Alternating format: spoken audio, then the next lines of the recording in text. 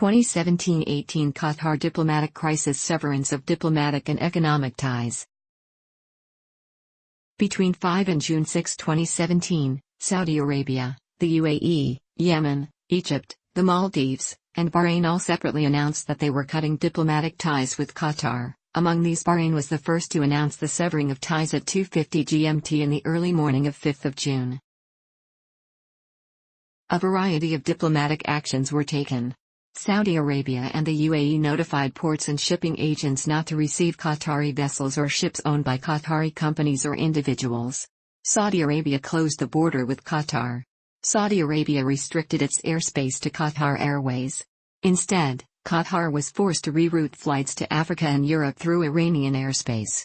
Saudi Arabia's central bank advised banks not to trade with Qatari banks in Qatari riyals. Qatar verbally criticized the ban. The Foreign Ministry of Qatar criticized the ban, arguing that it undermined Qatar's sovereignty.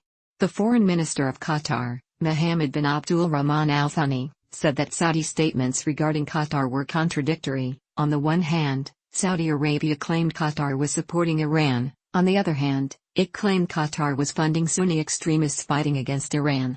Saudi Arabia's move was welcomed by United States President Donald Trump despite a large U.S. presence at the Al Udeid Air Base, the primary base of U.S. air operations against the Islamic State of Iraq and the Levant. However, Secretary of State Rex W. Tillerson and Defense Secretary James Mattis worked on de-escalating the situation. Tillerson, as the CEO of ExxonMobil, was acquainted with the current and previous emirs of Qatar. A number of countries in the region, including Turkey, Russia, and Iran, called for the crisis to be resolved through peaceful negotiations. All GCC countries involved in the announcement ordered their citizens out of Qatar. 3 Gulf states, Saudi Arabia, UAE, Bahrain, gave Qatari visitors and residents 2 weeks to leave their countries. The foreign ministries of Bahrain and Egypt gave Qatari diplomats 48 hours to leave their countries. Qatar was expelled from the Saudi Arabian-led intervention in Yemen, and Yemen's government itself has cut ties. Kuwait and Oman remained neutral. Kuwaiti mediators in Riyadh were presented with a list of Saudi demands of Qatar. These included cutting off all links with Iran and expelling resident members of Hamas and the Muslim Brotherhood, shutting down the controversial Al Jazeera network, to stop interfering in foreign countries' affairs and to cease any funding or support for terrorist organizations. Diplomatic activity.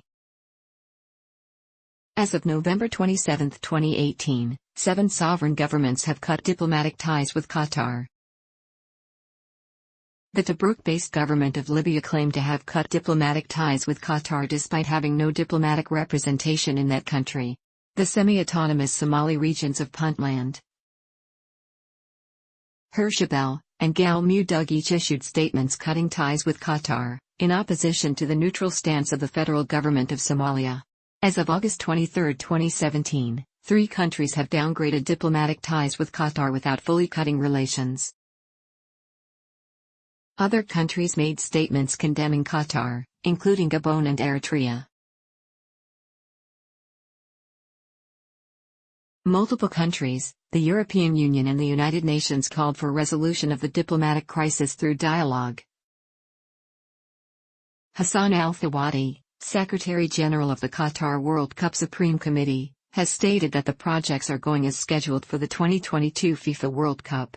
Qatar's only land border and air and sea routes have been cut off by Bahrain, Egypt, Saudi Arabia and the United Arab Emirates, UAE.